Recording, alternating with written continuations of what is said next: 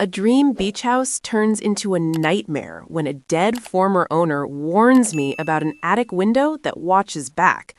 The first time I look, something in the darkness notices me, and it doesn't forget. By the second night, my fiancé starts changing, and I realize I may already be marked. Listen to part 1 if you want the full story. My fiancé surprised me with a beach house. The old owner whispered, "Look out the attic window after dark." Part 2. I didn't wait for night this time. I wasn't going to be the girl who just waited to be taken. No, if that thing thought I'd sit here until dark and let it drag me into whatever nightmare it came from, it picked the wrong woman. I grabbed my phone, my bag, and marched straight out of the house. The sunlight hit my face, warm and real, grounding me instantly. For a second, I just stood there, breathing, alive, still me. "Okay," I muttered. "Think." The old owner. She knew. She warned me, which meant she didn't just run from this thing, she survived it. And if she survived it, there had to be a way to stop it. I got in the car and drove straight into town. The nearest place that looked remotely helpful was a small coastal office with a faded sign. Property records and local archives. Perfect. Inside, it smelled like paper and time. An older man sat behind the desk, glasses low on his nose. "Can I help you?" he asked. "Yeah," I said quickly. "I need information about a house, the one by the North Beach, white siding, attic window facing the woods." His expression changed, just slightly, but I saw it. "You moved in there?" he asked. "Yesterday." He leaned back slowly. "That house has history." My chest tightened. "Tell me." He hesitated, then stood up and walked to a shelf, pulling out a thin folder. "People don't stay there long. Not for years now." "Why?" He placed the folder in front of me. "Because of what they see." I swallowed. "The window?" He nodded. My hands trembled as I opened the file. Photos. Old ones, families, couples, and notes. Disappearance, no signs of struggle. Last seen near attic. Witness reports, something watching from the woods. My stomach turned. "How many?" I whispered. He said 7 confirmed. Maybe more. 7. Oh my God. "But one made it out," he added. I looked up instantly. "The old woman." He nodded again. "She came here years ago, shaking, terrified, said the house wasn't haunted, but connected to something." My pulse quickened. "Connected how?" He said the window isn't a window, it's a door. A cold chill ran through me. A door to what? He met my eyes. "Somewhere that wants to be seen." Silence. Heavy. Crushing. "She also said something else," he continued. I leaned forward. "What?" "That it can't take you unless you look at it willingly." My breath caught. "What?" "The first time, it lures you. The second time, it waits. But the third, it takes you," I finished. He nodded. I felt my heart drop. I had already looked twice. Once yesterday, once last night, which meant... "Tonight," I whispered. "Yes." Panic surged through me. "Then how do I stop it?" He didn't answer right away. Instead, he flipped to the last page of the file. A handwritten note from her. "It feeds on fear and attention.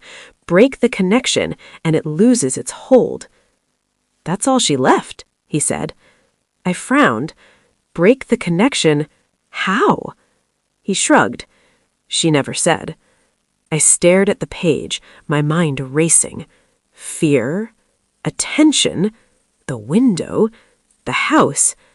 Then it clicked. "It needs me to look," I said slowly. "Yes. So if I don't, it might weaken." "Might isn't good enough," I snapped. He gave me a steady look. "Then don't just ignore it." I blinked. "What do you mean?" He leaned in slightly. "Take control. Something shifted inside me. Fear turning into something sharper, stronger. I stood up, grabbing the file. I'm borrowing this. Hey, I'll bring it back, I said as I was already heading for the door, because now I had a plan.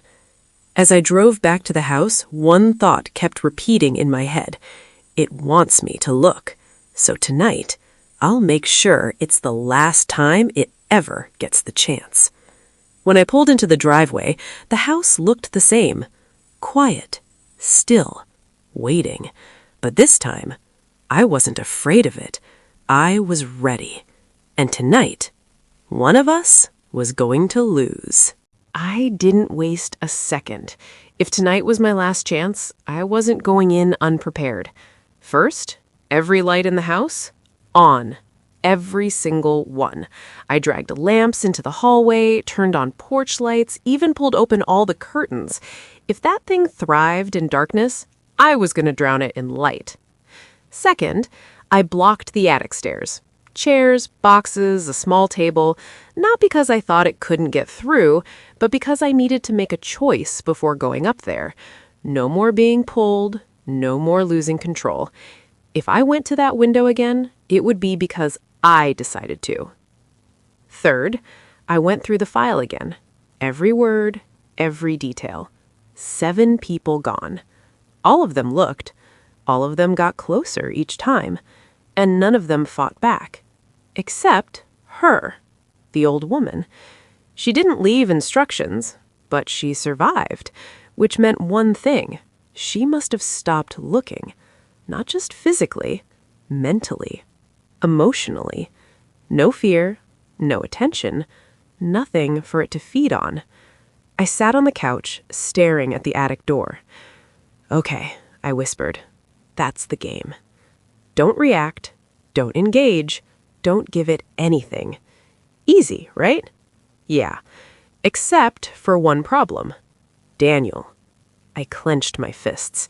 His note replayed in my head over and over. It takes one of us at a time, which meant he wasn't gone, not completely. Somewhere, that thing still had him, and I wasn't leaving without him. I'm getting you back, I said under my breath. Whatever it takes. By the time the sun started setting, my heart was already racing. Not fear, anticipation, like standing before a storm you know is coming. The sky dimmed. The air changed, and right on time, a soft creak from upstairs. I didn't move. Another creak, slower, closer. It was awake. Not this time, I whispered. The lights flickered. Once, twice, then steadied. I stood up, walked to the base of the attic stairs. The barricade stood between me and it. Between me and the window. My chest tightened. This was it. Daniel, I said quietly, if you can hear me, hold on. No answer, but I felt something shift, like the house itself was listening, waiting. I took a deep breath and started moving the barricade. One chair, then another. Every scrape of wood against the floor echoed too loud, too final. By the time the path was clear, my hands were shaking, but I didn't stop. I stepped onto the first stair. Creak. Second step. Creak. The air grew colder with each step. Heavier, like before. But this time, I didn't let it in. No fear. No reaction, I muttered.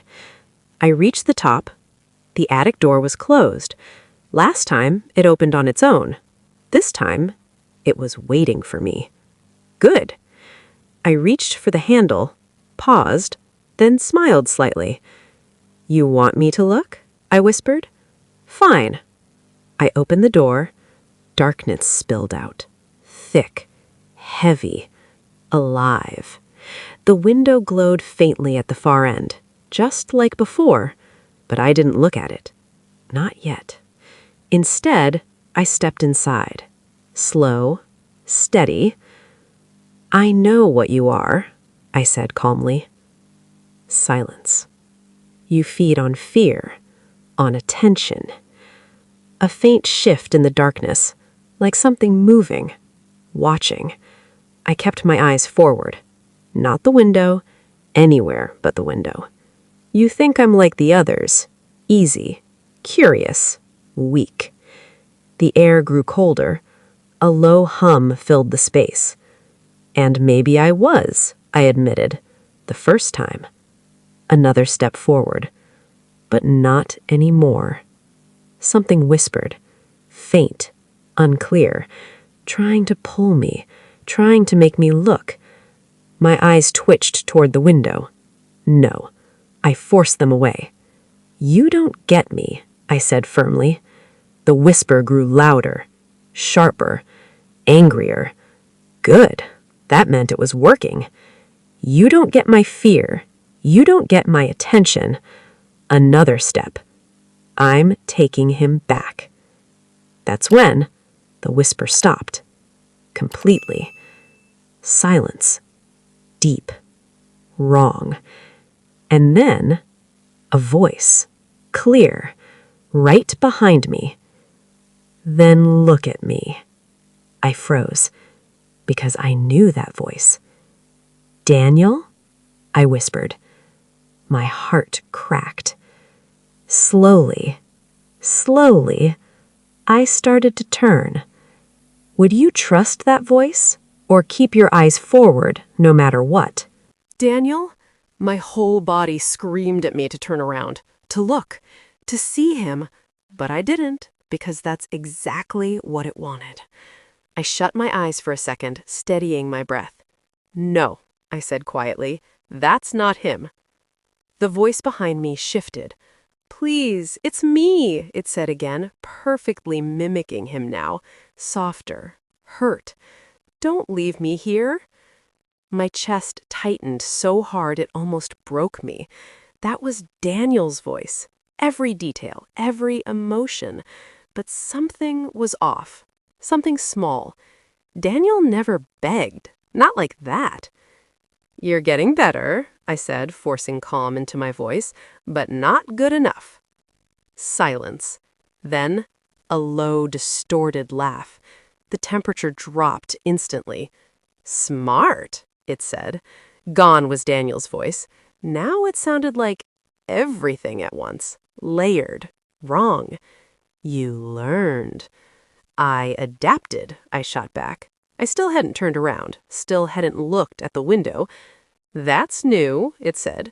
They usually don't. I'm not them. Another pause. Then prove it. The pull hit me again, harder than ever. Like invisible hands trying to twist my head toward the window. My muscles strained, my vision blurred. No, I growled, not happening. The glow from the window intensified, filling the attic with a sick, pale light. You want him? It whispered. He's right here. Something slammed against the floor behind me. A body. I flinched, but didn't turn. Look, it insisted, just once more. No. You won't even check if he's alive? My throat tightened. Tears burned my eyes. Stop, I whispered. Look at him, it pushed, or walk away and lose him forever. Silence. Heavy. Crushing. It had me, because this wasn't about fear anymore. It was about him. I clenched my fists. Think. Break the connection. It feeds on attention, on reaction, on looking. Slowly, an idea formed. Dangerous, but it was the only way. You're right, I said softly. The air shifted. Interested. I do want to see him. The glow pulsed, stronger. Victory. It thought it already won. But not like this, I continued. A pause. What do you mean? I took a slow breath. Then I closed my eyes. Completely. Darkness. Total. You want me to look? I said. Fine. The pressure spiked. Excited. hungry. I stepped forward, eyes still shut.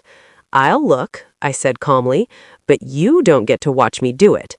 Confusion rippled through the air. "What?" Too late. I reached the window and slammed it shut. The attic exploded with sound. A deafening, inhuman scream tore through the space. The walls shook. The light vanished instantly. Cold turned to heat. Pressure lifted. Gone.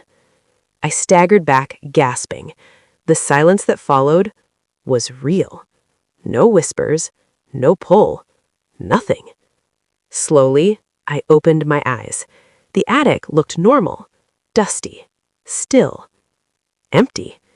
The window? Just a window now. My knees gave out as relief crashed over me. "It's over?" I whispered. A groan came from behind me. My heart jumped. "Daniel?" I spun around, and this time, it was really him, lying on the floor, pale but breathing. "Hey, you took your time," he muttered weakly. I dropped beside him, laughing and crying at the same time. "You're alive!" "Barely," he said, managing a small smile. "What happened?" I shook my head, pulling him into a hug. "We're leaving. That's what happened." An hour later, we stood outside the house. Bags packed, car ready. Neither of us looked back, not even once. As we drove away, the sunlight felt different, warmer, safer, like we'd finally stepped out of something that had been closing in for too long. Daniel reached over, squeezing my hand. "No more surprise houses." I laughed. "Deal." "And maybe next time," he added, "we pick a place without creepy attic windows." "Definitely." I glanced ahead, the road stretching wide and open. Free. For the first time since we arrived, I wasn't afraid of the dark anymore, because I knew something now. Some things only have power if you give it to them. So tell me, would you have figured it out in time, or would that window have been the last thing you ever looked at? If this story pulled you in, don't forget to like and subscribe, because the next one might just be even more intense.